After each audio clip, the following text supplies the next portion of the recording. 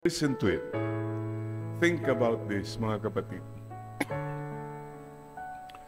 May mga taong kasama natin last Christmas, wala na. This Christmas, wala na siya. At may mga kasama tayo ngayong Pasko, baka wala na siya sa susunod na Pasko. It's a reality. Baka huling Pasko niya na. Baka huling Pasko ko na. I don't know. But the point is this. If you want to have peace, if you're at peace with God, if you're at peace when you can say, I did everything, kahit paano, I tried my best, peace is upon you.